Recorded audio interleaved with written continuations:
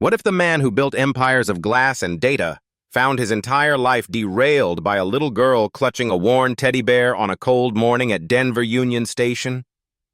If stories of redemption, courage, and unexpected family touch your heart, please like and subscribe so you won't miss a single chapter of this journey that may just restore your faith in humanity.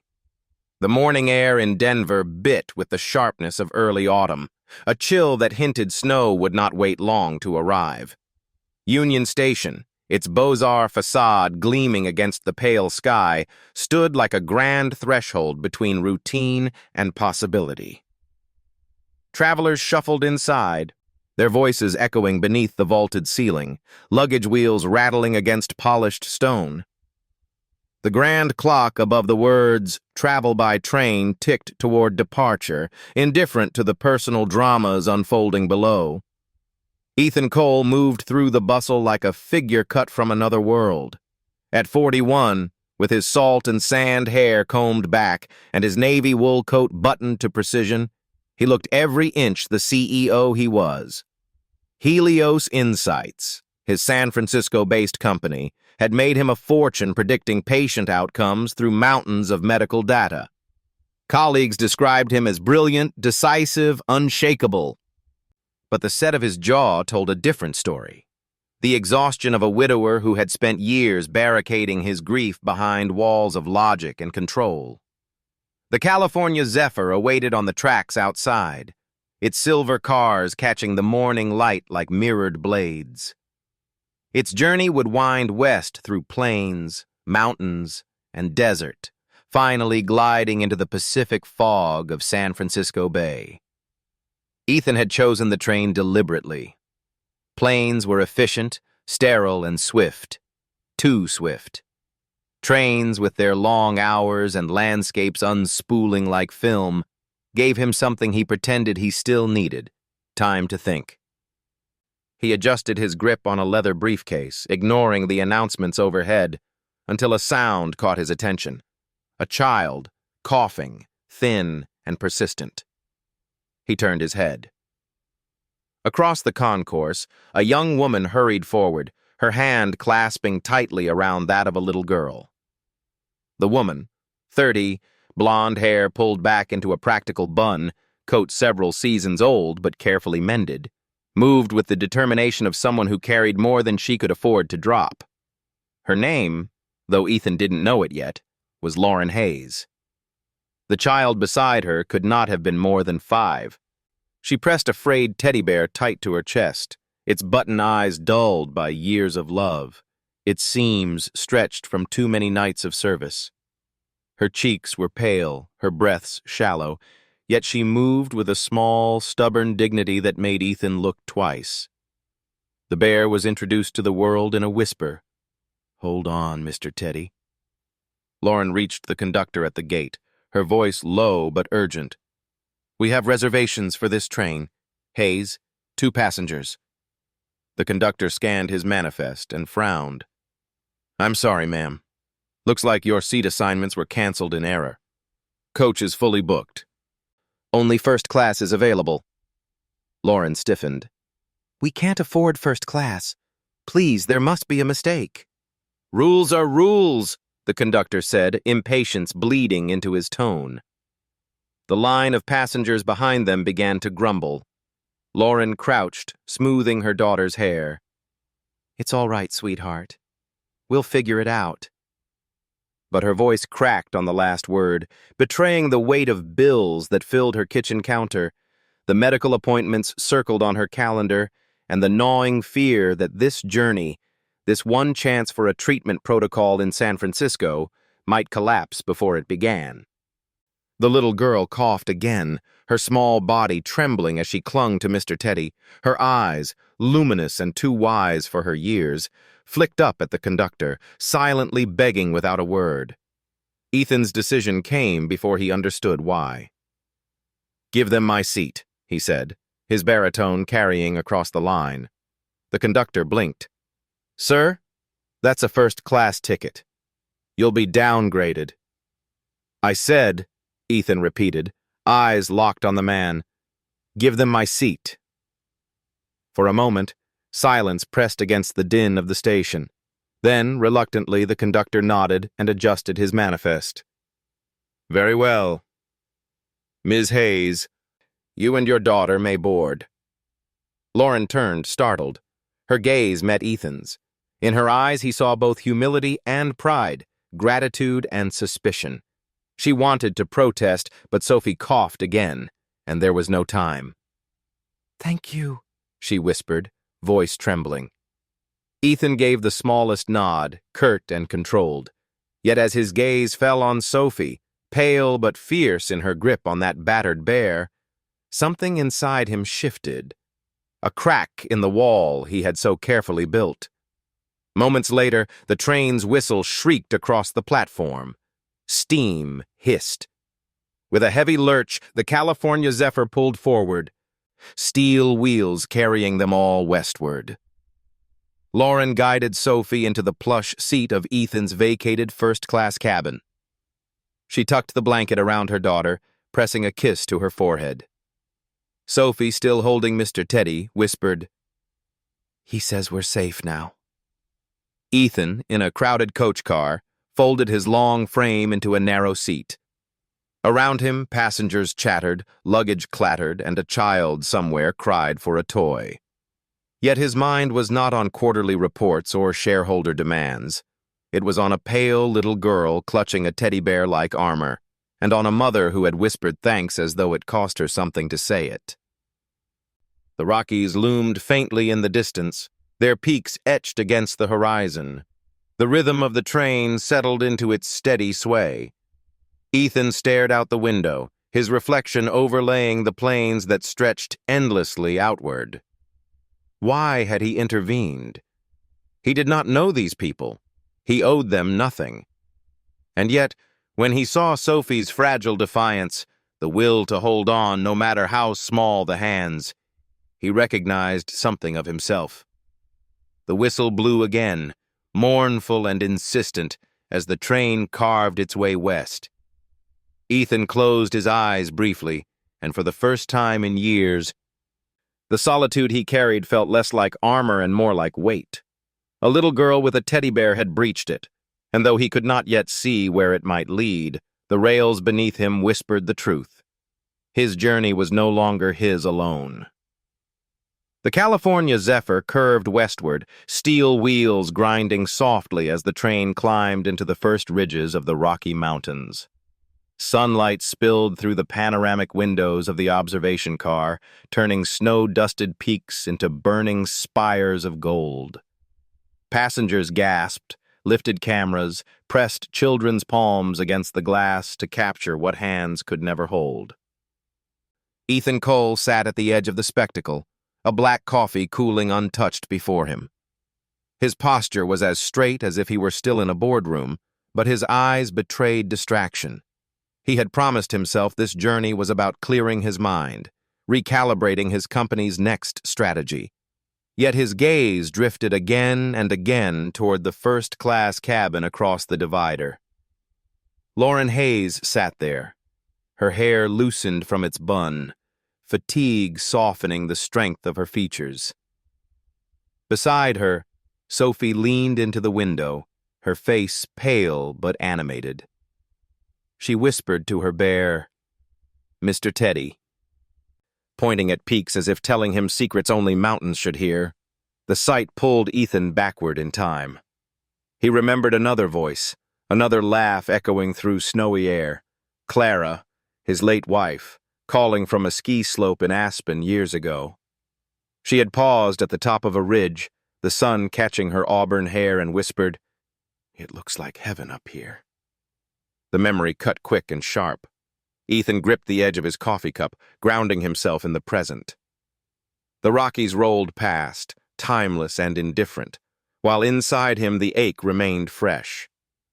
Lauren's quiet voice broke his reverie. "Sophie, close your eyes for a bit. Save your strength." The little girl shook her head faintly, curls brushing her blanket.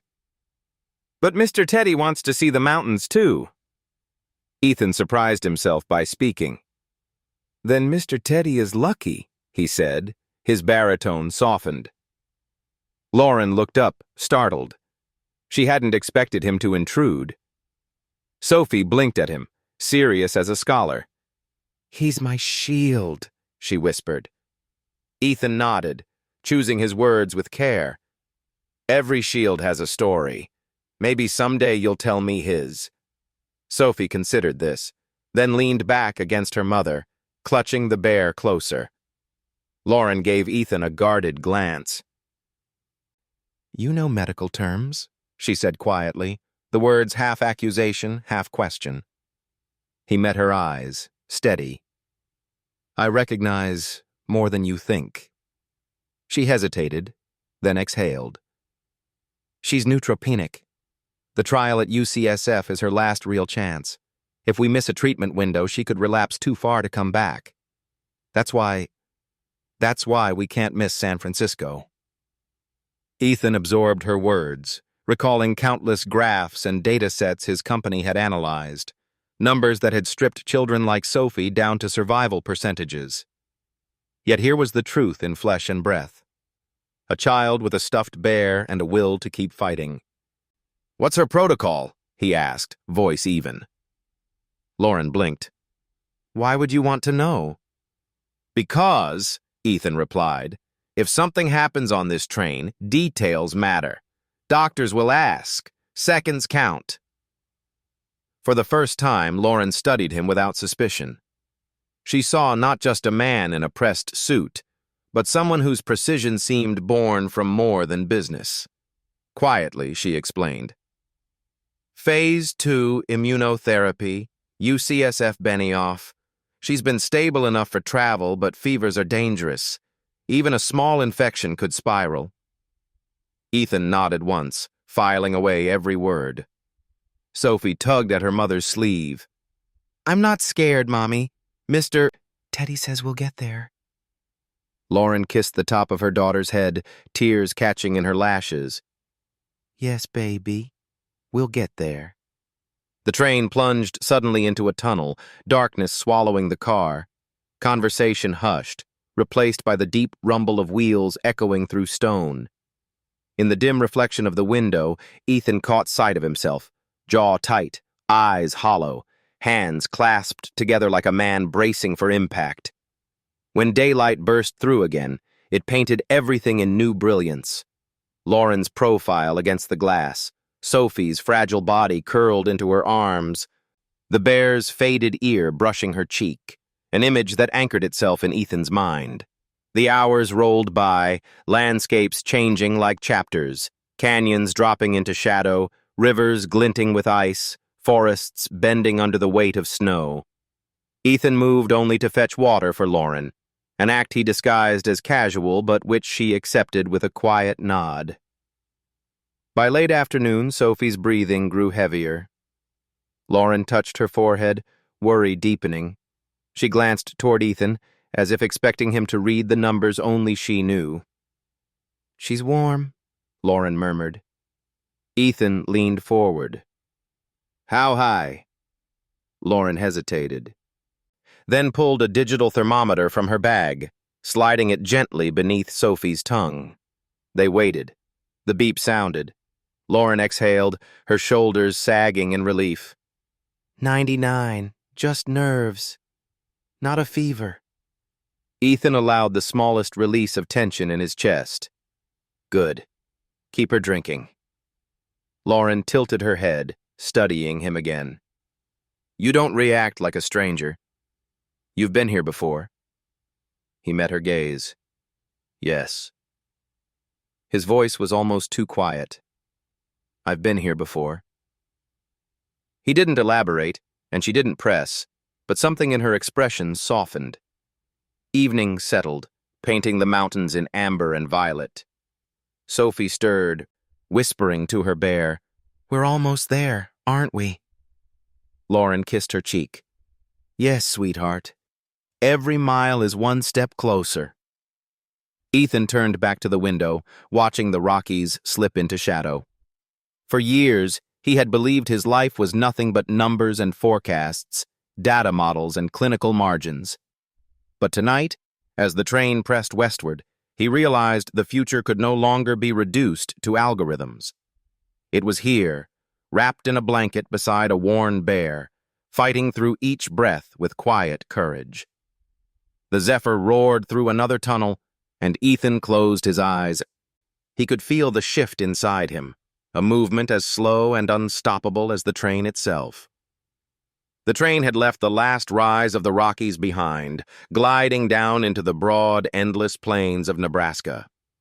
The sun stretched long shadows across fields of faded corn and abandoned barns leaning against the horizon. Inside the California Zephyr, the rhythm of the rails lulled many passengers into sleep.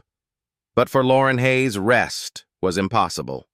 Sophie had curled into her lap, wrapped in a blanket, cheeks flushed. The child's body trembled now and then, small shivers that made Lauren's chest tighten with dread. She pressed her lips to her daughter's forehead and knew instantly, too warm. Lauren's pulse raced. She fumbled for the thermometer, slid it gently under Sophie's tongue. Seconds ticked by like hours, and when the beep finally sounded, her breath caught. 102.3.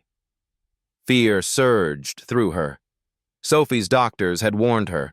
With her compromised immune system, even a low-grade fever could spiral into life-threatening infection. They had given her a card for hospitals, a laminated pass explaining the urgency of neutropenic fevers. But that was in San Francisco, not the middle of Nebraska. "Mommy," Sophie whispered, her voice thin. She clutched Mr. Teddy, tucking him close to her chest. Her eyes were glassy, but she still tried to smile. "He says I just need to sleep." Lauren brushed damp curls from her daughter's forehead. "Shh, baby. Just hold on for me." Across the aisle, Ethan Cole had been working through reports on his tablet, pretending not to listen. But the change in Lauren's voice, the sharp edge of fear, snapped him alert. He leaned forward. "What's her temperature?" Lauren hesitated, her instinct still to protect her privacy, but the numbers spoke louder than pride. 102. She's neutropenic. I can't—" Her voice cracked. Ethan was already moving. He closed his tablet, pocketed it, and pressed the call button above their seats. "She needs emergency evaluation," he told the conductor firmly when the man arrived. "There's risk of sepsis. Call ahead to the nearest hospital." The conductor looked uncertain. "Sir, we don't usually—" "Now!" Ethan cut in, his tone carrying the authority of a man used to being obeyed. "Lincoln's too far. The next stop is Lincoln, right?" "Bryan Medical Center is near the station," the conductor admitted. "Then divert us there. Inform EMS." Ethan's eyes locked on Lauren. "You need to call yourself her guardian." "They'll move faster." Lauren's throat tightened. She thought of insurance cards, of out-of-network denials, of hours lost in paperwork while her daughter burned up. She looked at Ethan, desperate. "I can't do this alone." Ethan placed a steadying hand on her shoulder. "Then you won't."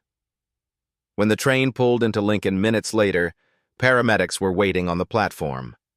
Lauren carried Sophie in her arms, Mr. Teddy dangling from one hand. The child whimpered against her chest, too weak to protest the sudden rush of strangers in uniforms. "Relation to the patient?" one paramedic demanded, wheeling a gurney forward. "I'm her mother," Lauren said quickly. "And him?" The man nodded at Ethan, who strode beside her. Ethan answered without hesitation. "I'm family. Her uncle." The lie slid easily off his tongue, backed not by deceit, but by necessity. The paramedics didn't question further. They lifted Sophie gently onto the stretcher, tucking her bear beside her, and rushed her into the ambulance. Lauren scrambled inside after them, her hands trembling as she clutched Sophie's small fingers. Ethan climbed in too, his expression unreadable but his presence immovable. The siren wailed, cutting through the Nebraska night as the ambulance sped toward Bryan Medical Center. Inside, monitors beeped, cuffs squeezed, vials filled. Lauren's heart pounded so loud she could barely hear the questions the nurse asked her. Ethan answered where she faltered. Medications Sophie was on, approximate weight, last set of labs from her trial intake packet. He spoke with a fluency that startled even Lauren. At last, the doctor looked up. "We'll need to admit her. Start IV antibiotics immediately. Given her trial enrollment, we'll coordinate with UCSF, but right now, stabilization is priority." Lauren nodded, tears streaking down her cheeks. "Please, just save her." Sophie stirred weakly. "Mommy, I'm here, baby," Lauren whispered, leaning down to kiss her damp forehead. Mr. Teddy slipped from Sophie's grasp, landing on the edge of the bed. Ethan caught it, brushed the floor dust from its fur, and placed it back in Sophie's arms. Her tiny fingers clutched the bear, then loosened as sleep took her. Hours later, the ER quieted. Lauren sat in a plastic chair beside Sophie's bed, exhaustion heavy in her bones. Ethan stood by the window, his silhouette sharp against the neon glow of hospital signage outside. "You didn't have to come," Lauren said softly. Ethan turned, his eyes dark but steady. "You needed someone to claim her as family. I know what hospitals are like. They listen faster when they think you're not alone." Lauren swallowed, emotions swelling in her chest. She wanted to ask how he knew so much, how he could rattle off protocols and antibiotics like second nature, but the question stuck in her throat. Instead, she whispered, "Thank you."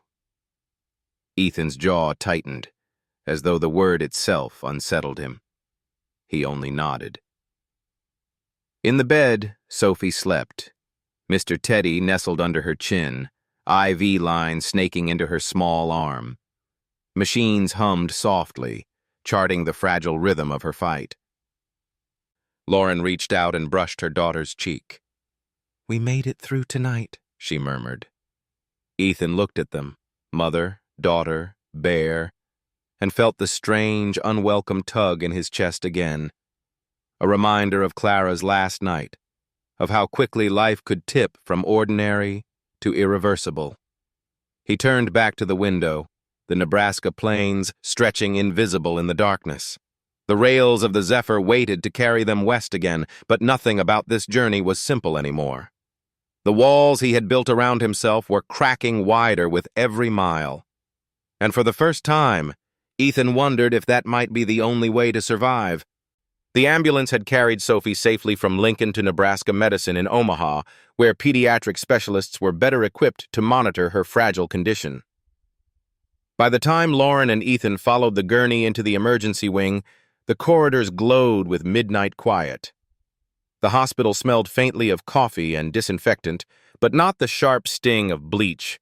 It was the kind of scent that clung after hours when only skeleton crews worked the floors.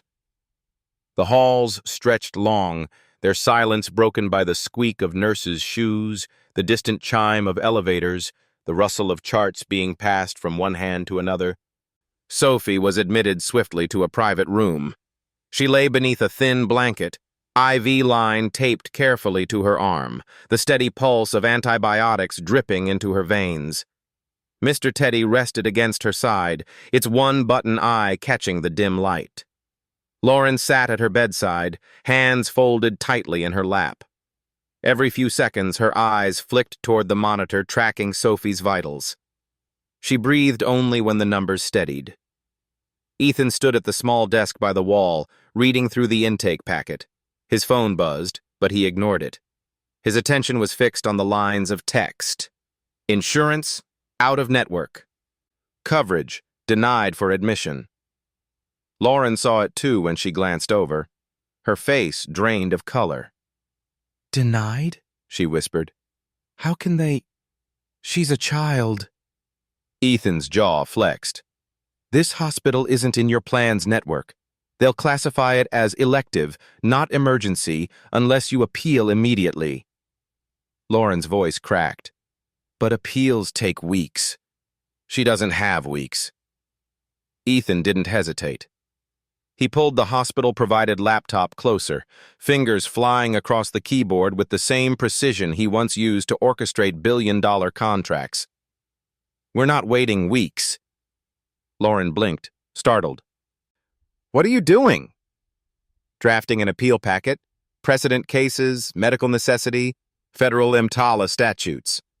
They can't legally refuse stabilization for neutropenic fever, but to cover full admission, we need to press now." His words were clipped, confident. The glow of the screen lit the hard lines of his face, but beneath the surface, Lauren caught something else: familiarity. This wasn't new to him. He had walked these battles before. Hours bled together. Lauren dozed in her chair, jerking awake each time Sophie stirred. Ethan worked in silence, cross-referencing codes, weaving arguments with the skill of a man who had once studied not only medicine, but the bureaucracy that strangled it. At 2 a.m., the hospital administrator returned, file in hand. "We've received your expedited appeal. Given the supporting documents, we'll provisionally approve coverage pending review." Relief crashed through Lauren so hard she nearly wept. "Thank you," she whispered. The administrator left. Lauren turned to Ethan, her eyes wide. How did you know all that?" Ethan closed the laptop softly. "I know the system. I know how it fails." His voice was even, but there was an old bitterness beneath. He didn't elaborate. Lauren wanted to press, but Sophie whimpered softly in her sleep, and the moment slipped away. Later, when the ward had quieted again, Ethan finally reached for his phone. A single unread message glowed on the screen, sent from an unknown number. "Cole, Helios isn't as clean as you pretend. You've been manipulating pediatric trial data. People will know soon. Protect your throne while you can." Ethan's stomach turned cold. He read it twice, then a third time before locking the screen. The words crawled under his skin, leaving him restless. He had enemies. That was no surprise. In a field where profit margins danced hand in hand with children's lives, accusations could destroy a reputation overnight. But the phrasing, pediatric trial data, hit too close to the truth. He looked across the room. Lauren had fallen into a light sleep, her head tilted against the chair, strands of blonde hair spilling across her face. Sophie shifted, clutching Mr. Teddy closer, her small chest rising and falling with fragile rhythm. Ethan's hand tightened around his phone. Whoever had sent that message wanted him distracted, defensive, vulnerable. And tonight, of all nights, they had chosen to strike. Time crawled. The fluorescent clock ticked each second with cruel patience. Nurses checked vitals, adjusted drips, then vanished again into the silence of the corridor. The hum of the ventilation system filled the air, punctuated only by Sophie's faint breaths.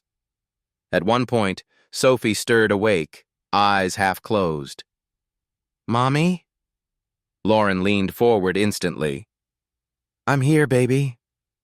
Sophie's hand fumbled, finding Mr. Teddy, pressing him against her cheek. She whispered something incoherent, then slipped back into dreams. Lauren stroked her daughter's hair, then glanced toward Ethan. In her eyes was gratitude, but also a question she hadn't yet asked. "Why are you here? Why are you doing this for us?" Ethan didn't answer. He only stood by the window, watching the night city outside, the distant glow of highway lights, the blur of trucks moving through the plains. His reflection stared back at him in the glass. A man caught between empires and an emergency room. A man who had saved strangers tonight, but couldn't save the ghost of his own past. When dawn touched Omaha, pale light filtering through blinds, Sophie's fever had eased by a single degree. Not victory, but reprieve. Lauren exhaled shakily, exhaustion and relief mingling. Ethan still hadn't slept. He had filed 3 more documents, made 2 quiet calls, and buried the anonymous message deep in his pocket. But its words echoed, gnawing. Helios Insights was his empire, and if someone was willing to attack him through whispers of data manipulation, it meant the storm was only beginning. He glanced once more at Sophie, small against the expanse of the hospital bed, her bear tucked under her arm. She had no idea of the battles being drawn in boardrooms and courts. Yet she was at the center of it, a child whose survival might be twisted into someone else's leverage. Ethan tightened his coat around his shoulders, jaw set. Whoever had sent that message would regret underestimating him. By late afternoon, the California Zephyr was threading through the scarlet canyons of Utah. The desert light painted the cliffs in hues of copper and fire, the rocks rising like ancient sentinels carved by wind and time. The train slowed on a curve, steel wheels echoing against stone, and the passengers in the observation car pressed close to the windows, awed by the view. Inside the first-class cabin, the glow felt almost unreal. Sophie sat propped against a pillow, her cheeks pale but her eyes stubbornly awake. She traced her finger across the glass, whispering to her bear, "Look, Mr. Teddy, mountains on fire." Lauren smiled faintly, though fatigue shadowed her face. "They're called red rocks, sweetheart." She smoothed her daughter's hair, grateful for a moment of calm after the chaos of Nebraska and Omaha. But beneath her relief lingered unease, the anonymous call, the financial strain, the uncertainty that clung like dust to every mile of the journey. Ethan sat opposite, laptop closed, posture straighter than the plush seat required. He had not spoken of the message he'd received in Omaha, but his silence carried its own weight. He watched the desert roll by, his mind already calculating moves in a game no one else could see. The car's door slid open with a hiss. A man stepped inside, dark hair slicked back, suit too polished for travel, leather briefcase gleaming like armor. His smile was practiced, professional, and immediately unsettling. "Lauren Hayes," he said smoothly. Lauren stiffened. "Yes?" The man inclined his head. "Mark Reynolds. We crossed paths in Chicago years ago. Insurance litigation, if you recall." Ethan's gaze sharpened. He didn't like the way Reynolds looked at Lauren, as though he were assessing a file, not a person. Mark wasted no time. He set his briefcase on the small table and opened it with a click. "I represent a private partnership that funds innovative pediatric trials. Word of your daughter's case has reached us. We'd like to help." Lauren blinked, uncertain. "Help how?" Mark slid a contract across the table. "In exchange for authorization to access Sophie's medical data, our firm will cover all uncovered expenses, travel, lodging, incidentals. No more bills piling on your counter. No more desperate appeals." Lauren's hand froze above the papers.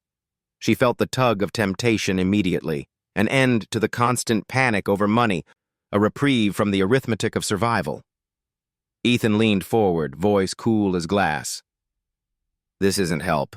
It's predation. You're offering cash to strip patient protections and sell data to the highest bidder." Mark smiled, unbothered. "Coming from Helios's architect of predictive analytics, that's ironic. You know the value of these datasets, Mr. Cole. Pharmaceutical firms would kill for them. Lauren, you're drowning. I'm offering you air." Lauren's throat tightened.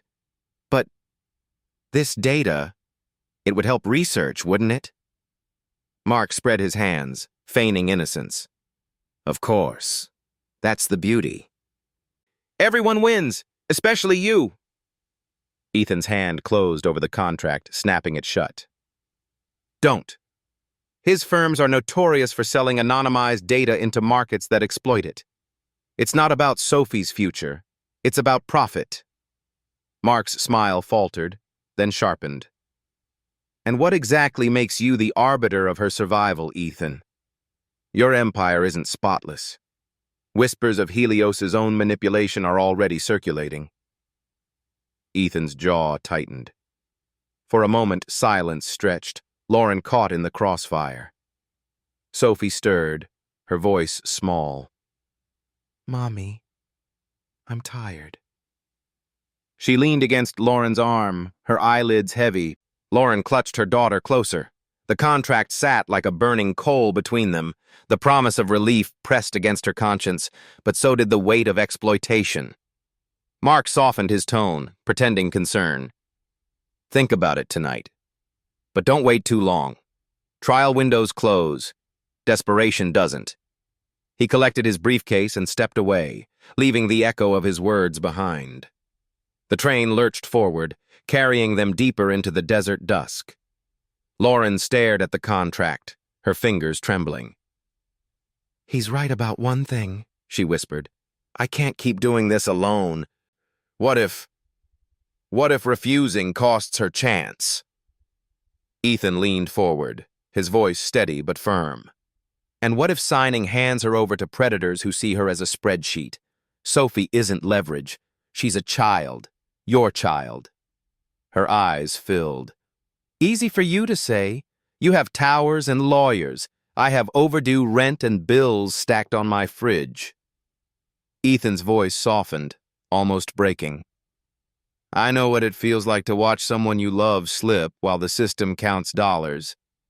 But giving Reynolds her data won't save her. It will strip her humanity for profit." Lauren pressed her forehead into her hands. She didn't answer. The choice clawed at her chest, tearing between pride, fear, and hope.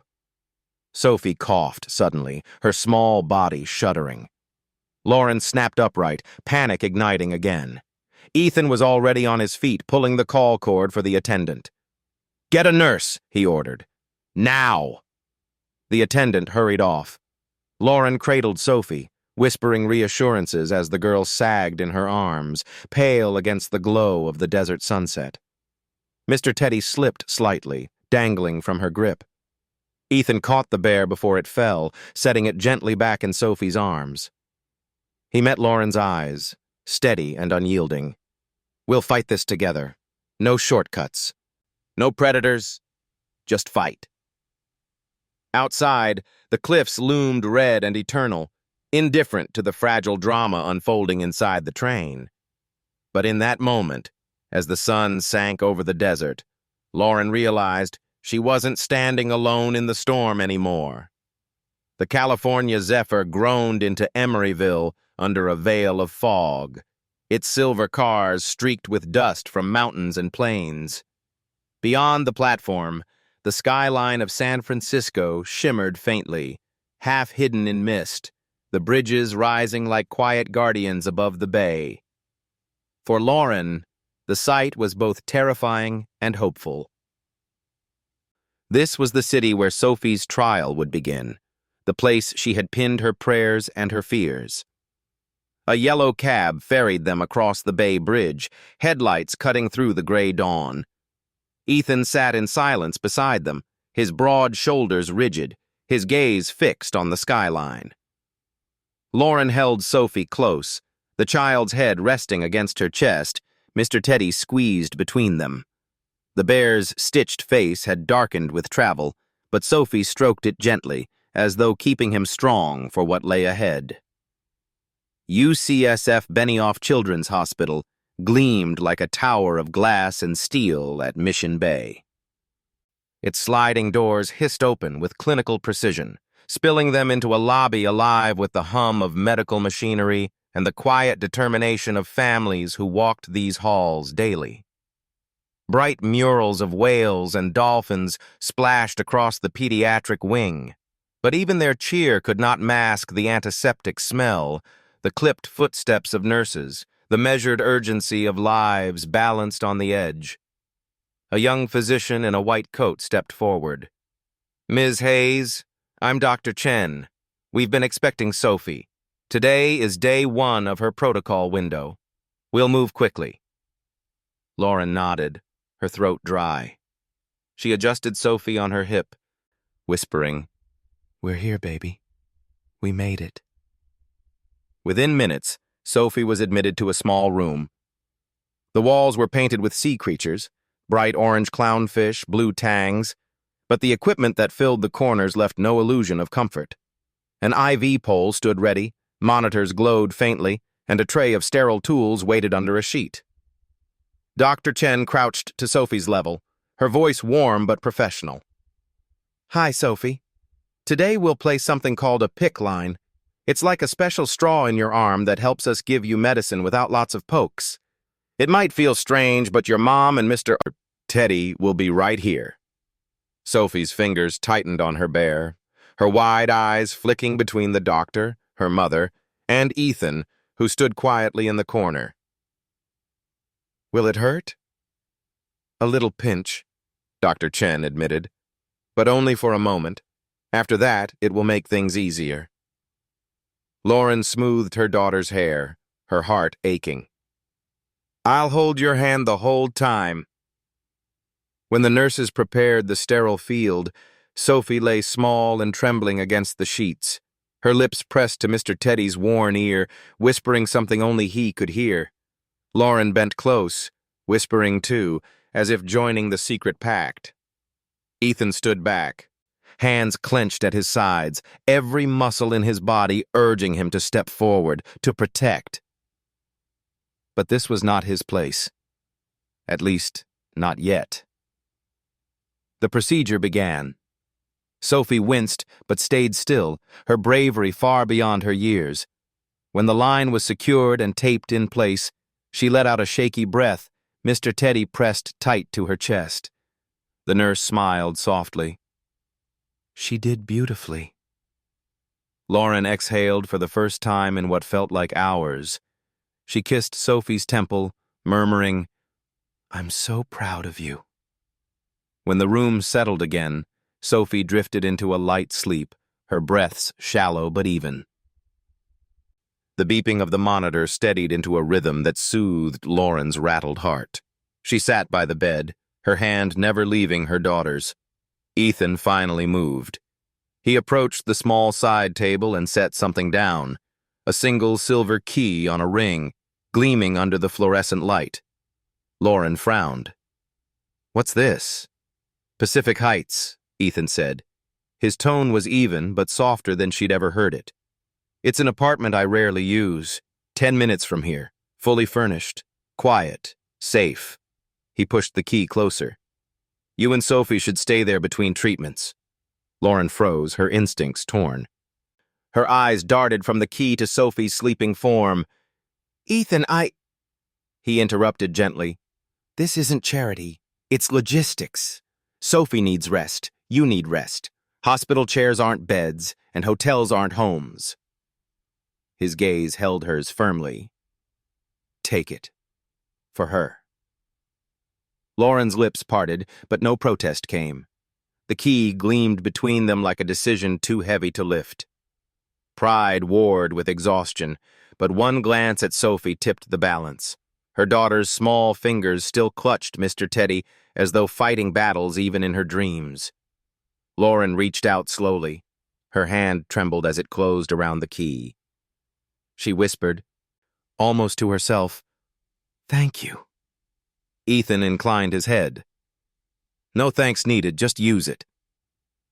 The silence that followed was not awkward, but fragile, like glass balancing on the edge of breaking.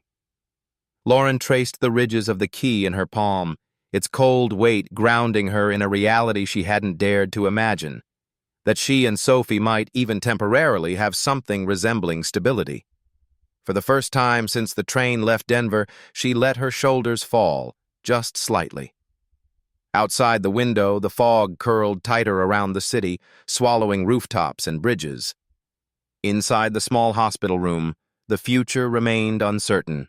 Yet in the silver key glinting on the table and in the small child clutching her bear in sleep, a new chapter had already begun. The morning fog wrapped tightly around San Francisco's Civic Center, curling along the marble steps of City Hall as though the city itself was bracing for a storm. Reporters clustered near the entrance, Cameras aimed, microphones raised. For days, whispers had spread through the city. Helios Insights, accused of manipulating pediatric data. Today, Ethan Cole would face the questions. Inside the rotunda, chandeliers glowed against the marble dome, the echo of footsteps magnified by vaulted ceilings. Ethan walked forward, his navy suit flawless, but there was a tautness to his shoulders that betrayed the weight pressing on him. He had weathered boardrooms, hostile takeovers, and mergers worth billions. Yet this hearing felt different, more personal, more dangerous. Councilwoman Patel presided at the long table. Her voice carried with clipped precision. Mr. Cole, the city has evidence suggesting Helios Insights altered survival curves in pediatric oncology trials. We expect clarity today. Ethan's jaw tightened. Helios does not manipulate data. Our mission is integrity. We analyze outcomes. We don't invent them. The room buzzed, reporters typing furiously, cameras clicking. At the back, Lauren sat stiffly, Sophie on her lap. Sophie's eyes wandered across the chamber, wide and curious. Mr. Teddy hugged tight. Lauren tried to remain invisible, but her nerves were raw. A woman in a dark blazer slid into the seat beside her. Ms. Hayes, I'm Karen Lewis, Child Protective Services. I need to ask you a few questions. Lauren froze. Now? Yes. We've received reports that you're living with a corporate executive unrelated to your child. That raises red flags. Lauren's pulse raced. He's helping. That's all. Karen's pen scratched against her notebook. Helping or exerting influence? Does he make decisions for your daughter's care? Lauren bristled. No, I am her mother. Every decision is mine. Karen studied her closely, then glanced at Sophie, pale against her mother's shoulder. We'll follow up. For now, I'll observe. Lauren clenched her jaw, rage and fear colliding. Even here, even while Sophie fought for her life, bureaucracy stalked her steps. At the council table, Patel leaned forward. Mr. Cole, auditors found inconsistencies in Helios's pediatric datasets. Are you saying these are fabrications? Before Ethan could answer, his phone buzzed against the table. The caller ID, UCSF Benioff Children's Hospital. His chest tightened. He answered, his voice low. Yes? On the other end, a nurse's voice was urgent. This is the oncology unit. Sophie Hayes is experiencing cytokine release syndrome, grade 2. She's febrile and unstable. We need a guardian at bedside immediately. Ethan stood, chair scraping loudly against the marble. Mr. Cole, Patel snapped, this is an official proceeding. If you leave now, it will be considered contempt. Ethan's voice cut across the chamber, sharp and unflinching. A child's life comes before politics. He closed the folder in front of him, the sound echoing like a gavel. Without another word, he strode out, leaving reporters shouting in his wake. Lauren was already on her feet, clutching Sophie. Her heart lurched at the word unstable. Ethan's stride matched hers as they pushed through the throng of cameras outside, into the fog that swallowed the Civic Center whole. The drive to UCSF blurred, sirens in the distance, traffic lights bleeding red through fogged windows. Lauren sat rigid, Sophie limp against her chest, her small body burning with fever. Ethan sat opposite, gripping the armrest so tightly his knuckles whitened, his mind clawing back memories he had buried. Clara gasping for breath, monitors shrieking, the helplessness that had gutted him. At the hospital, alarms screamed before they even reached the room. Nurses swarmed Sophie's bed, attaching monitors, adjusting IV lines, oxygen masks at the ready. CRS Grade 2, a doctor called. Initiate protocol, fluids, Tocilizumab if no response. Lauren clung to the bed rail, her tears streaming unchecked. She can't go through this again. Ethan gripped her shoulders. She's in the best hands. Don't let fear drown you. His voice shook despite his control. Sophie stirred, her eyes glassy. Mr. Teddy clutched weakly. Mommy? Her whisper was barely audible. I'm here, baby, Lauren sobbed. I'm right here. The attending physician glanced at Ethan. Are you family? Ethan met his gaze without hesitation. Yes. Orders flew, nurses moved.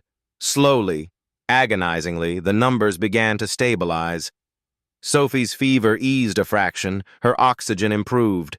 The storm receded by inches, not miles. When the crisis passed, the room sank into exhausted silence. Sophie slept, her breaths shallow but steady, Mr. Teddy tucked firmly beneath her chin. Lauren slumped in the chair beside the bed, her face streaked with tears. She whispered, I thought I was going to lose her. Ethan stood beside her, his hand resting on the rail, his expression shadowed but resolute. Not today. She lifted her eyes to him, seeing not just a CEO, but a man who had walked out of a civic battlefield without hesitation, who had chosen this hospital room over his own reputation. For the first time, she believed fully. His loyalty wasn't performance. It was real. Outside, the city carried on. Cable cars clanging, fog drifting, headlines already spinning about his walkout. But inside, the only headline that mattered was the rise and fall of Sophie's chest, and the quiet conviction that whatever battles lay ahead, they would not fight them alone. The Superior Court building rose from McAllister Street like a stone citadel, its tall columns weathered by decades of storms, legal and human alike. On this cold gray morning, the plaza outside swarmed with reporters. Headlines about Helios on trial had already filled the Bay Area papers. Now, whispers spread that the hearing would decide not only corporate guilt, but the fate of one child. Inside, the courtroom brimmed with tension. At one table sat Ethan Cole, his attorney beside him, binders stacked high. At the other, Mark Reynolds, polished as ever, his smile calculated to suggest confidence rather than desperation. Lauren sat behind Ethan, Sophie in her lap, Mr. Teddy pressed firmly to her chest. The little girl leaned into her mother, pale but watchful, her eyes darting between the solemn judge and the man who threatened their fragile world. Judge Miriam Alvarez, robes draped like dark stone, called the session to order. We are here regarding allegations of data manipulation at Helios Insights and the associated petition for temporary guardianship of minor Sophie Hayes. Mr. Reynolds, you may proceed. Mark rose with theatrical calm. Your Honor, this is about accountability. Mr. Cole's company falsified data sets, jeopardizing the lives of children. Sophie Hayes is among them. And Ms. Hayes, though dedicated, lacks the means to secure long-term care. I respectfully petition for guardianship, so that her medical future is protected from instability. Lauren's breath caught. For a moment she couldn't move, couldn't breathe. Sophie stirred in her lap, whispering, Mommy? The word was fragile, yet it tethered her back to strength. Ethan's attorney stood sharply. Objection. This petition is nothing more than retaliation. Mr. Reynolds himself was terminated after internal audits revealed misconduct. We will show evidence he, not Helios, sold protected data for profit. Mark smirked. Accusations without proof. Ethan rose, his tall frame commanding the room. From his jacket pocket, he produced a flash drive, holding it steady. This contains contracts recovered under subpoena, signed by Mr. Reynolds. He sold trial data sets to a shell company in Delaware, falsified insurance appeals, and manipulated results for personal gain. He handed the drive to the bailiff, his voice hard. The evidence is clear. Reynolds exploited families. Helios did not. Murmurs rippled across the gallery. Reporters typed frantically. Camera shutters clattered. Mark's composure faltered.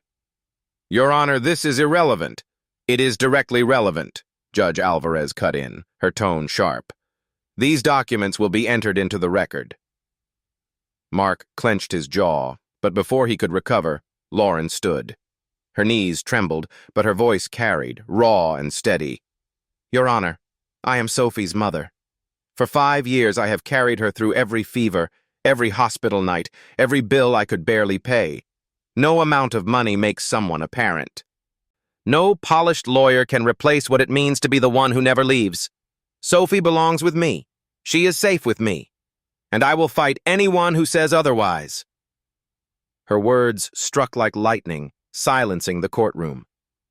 Sophie, in her lap, clutched Mr. Teddy tighter and whispered, "Mommy always stays."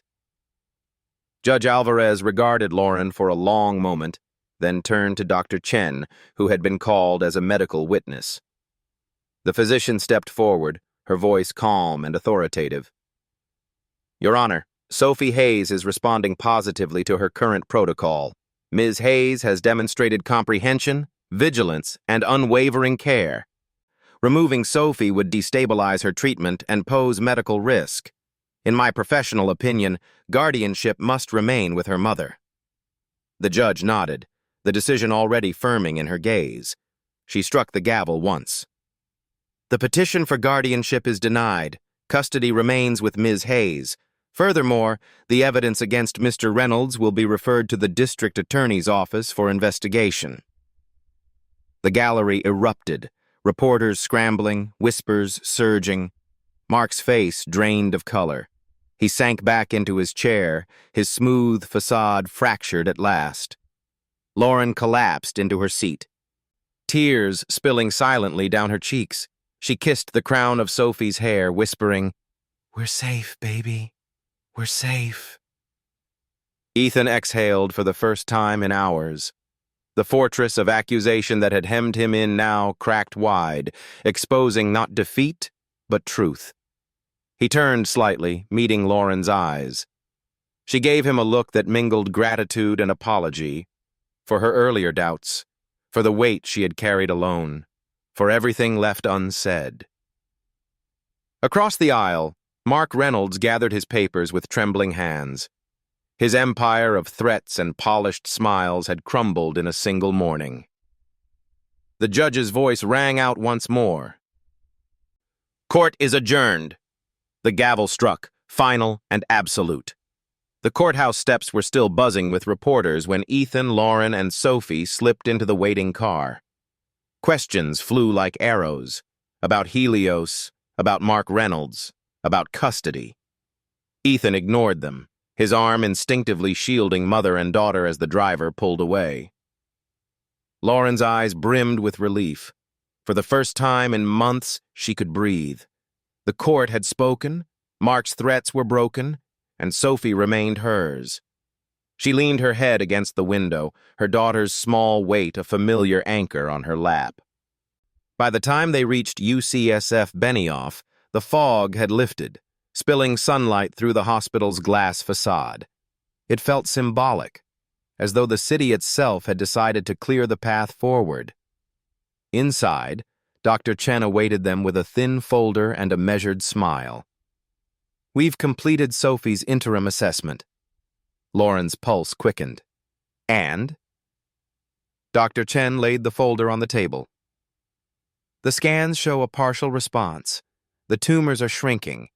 It isn't remission, but it's the first sign that the protocol is working." Lauren's hand flew to her mouth. Tears blurred her vision. "Oh, thank God." She turned to her daughter, pressing a kiss into her hair. "Sweetheart, do you hear that? You're getting stronger." Sophie's eyes fluttered open. She was pale but alert, her PICC line taped neatly, her teddy bear tucked beneath her arm. She studied the adults' faces for a long moment, then whispered, "It means I can keep playing with you, Mommy?" Lauren choked on a laugh, nodding furiously. "Yes. It means we have more time." Dr. Chen added gently, "We'll continue close monitoring, but this is a victory."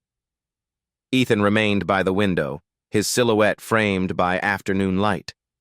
He had learned long ago not to let data sway his emotions, yet today, he felt the numbers lift something heavy from his chest.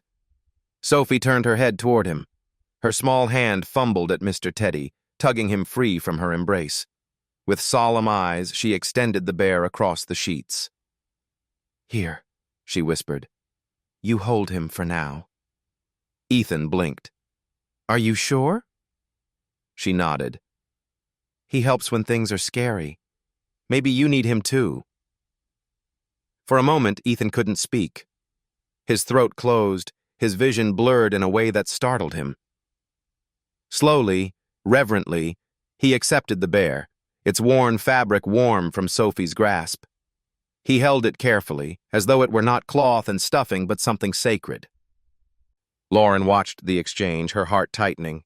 In that quiet gesture, her daughter had given Ethan more trust than any words could. She hadn't told him he was safe or important, she had shown him. Later that evening, Sophie dozed, her breaths steady, the monitor's green line pacing like a metronome. Lauren sat in the chair beside her, fatigue pulling at her bones. Across the room, Ethan remained in the same spot he had held since they arrived, silent, steady, present. Lauren studied him in the dim light. Not the CEO on magazine covers, not the man grilled at City Hall, not the strategist who bent algorithms to his will. Just a man sitting vigil for a child who wasn't his, a man unwilling to leave. "You didn't have to stay," she murmured. Ethan turned, meeting her gaze. He didn't answer with assurances or grand promises. He simply stayed where he was, the bear still in his lap, its stitched ear bent under his hand. And in that silence, Lauren understood. Presence could heal in ways words never would. The next morning, Sophie woke stronger, color returning faintly to her cheeks. She giggled at the sight of Mr. Teddy perched on Ethan's knee. "He likes you," she said with the certainty of a judge passing verdict. Ethan allowed himself the smallest smile. "I'm honored." He placed the bear gently back in her arms. Lauren's chest swelled with something she hadn't felt in a long time. Trust. Not in systems or protocols, but in the people beside her. Sophie was healing, slowly. Mark was gone, at least for now. And Ethan. Ethan had proven that he would not vanish when the storm rose. For the first time, she believed that maybe, just maybe, they were no longer fighting alone. The fog clung stubbornly to the hills that morning, rolling in off the Pacific and spilling down the streets of San Francisco like a tide of white silk.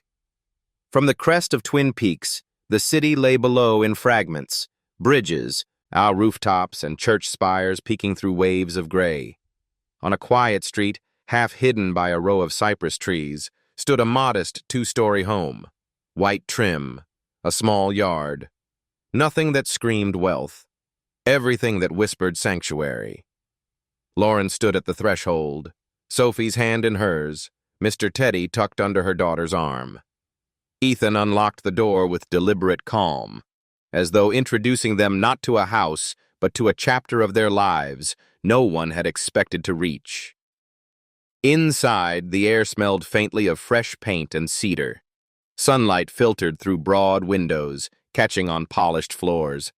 A dining table waited near the kitchen, its wood warm under the morning light. Upstairs, rooms had been prepared. Soft quilts folded at the ends of beds, books on the shelves, curtains pulled back to welcome the day. Sophie wandered first. She moved carefully, her energy still fragile, but her curiosity intact. In what would be her room, She found a window facing east, the light soft on the hills. On the nightstand sat a glass vase with daisies, and beside it, a new pillow embroidered with stars. She placed Mr. Teddy carefully on the quilt, then turned to her mother. "It feels like he belongs here already." Lauren swallowed hard, her throat tight. "So do we, sweetheart." Ethan lingered at the doorway, his expression unreadable but his hands not empty. He carried Sophie's hospital bag, setting it neatly on the dresser as though to erase the memory of sterile rooms. The days that followed settled into a rhythm neither Lauren nor Sophie had known in years. Morning light spilled into the kitchen, and the scent of coffee mingled with Sophie's laughter as she sat drawing at the table. Between hospital appointments, there was time to read stories, to sit in the garden, to let Sophie's hair flutter in the wind instead of under fluorescent lights. Ethan never announced his role in this new life. He showed it. He rose early to water the flowers in the small yard, his shoes damp with dew by the time the sun cleared the fog. He changed sheets when Sophie spilled juice, shaking out the linens on the balcony with an almost clumsy determination. He learned to brew chamomile tea the way Lauren did, so Sophie could sip it warm before bed. One evening, Sophie woke restless from a fever dream. Ethan heard her call, and without hesitation, he crossed the hall. He sat beside her bed until her breathing steadied. Adjusting her blanket, Mr. Teddy tucked firmly under her chin. Lauren found them later, her daughter asleep, Ethan still in the chair, his head bowed, refusing to leave.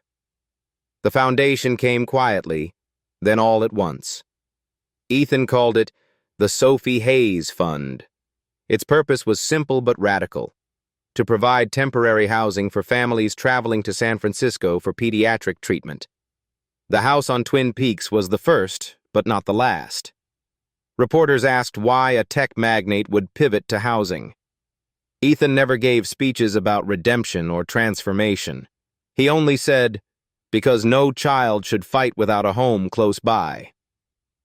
Lauren handled the practical work, meeting mothers in waiting rooms, explaining the program with a kindness no brochure could capture. Sophie, her strength returning bit by bit, greeted children as they visited the house, offering crayons or a stuffed toy as if she were the hostess of her own small kingdom. One afternoon, Sophie tugged at Ethan's sleeve while he was pruning roses in the yard. She pressed Mr. Teddy into his hands with a conspiratorial grin. "He likes gardens," she said. "You should take him while you work." Ethan glanced down at the bear, then at the child's earnest face. He tucked Mr. Teddy carefully into the crook of his arm while continuing to water the roses. Sophie laughed, clapping her hands as though watching the most natural thing in the world. Lauren leaned against the porch rail watching. The man who had once lived sealed away in glass towers was now kneeling in the dirt, a watering can in one hand and a threadbare teddy bear in the other. She felt something inside her loosen, an ache easing into gratitude. On a Sunday morning, the fog finally broke. The city sprawled below them in golden light. In the yard, Sophie ran barefoot through the damp grass, Mr. Teddy bouncing against her chest. Her laughter carried up the hill, bright and unrestrained. Lauren stood on the porch, a mug warming her hands. Ethan joined her, his sleeves rolled, the scent of soil still clinging to him. They watched the child together, neither speaking for a long while. Finally, Lauren whispered, "I used to think safety was just a hospital bed. Now, it looks like this." Ethan nodded slowly, his eyes fixed on Sophie. "It looks like home." Sophie turned, her hair catching the sunlight, and waved wildly. "Come play!" Lauren set down her mug. Ethan followed her into the yard. For the first time, there was no agenda, no fear, no past pressing its weight on them. Only a garden, a child, a bear worn thin with love, and a future waiting to be lived. Thank you for staying with us until the very end of this journey. If this story touched your heart, please consider subscribing. so together we can keep sharing stories of hope, healing, and the simple power of love.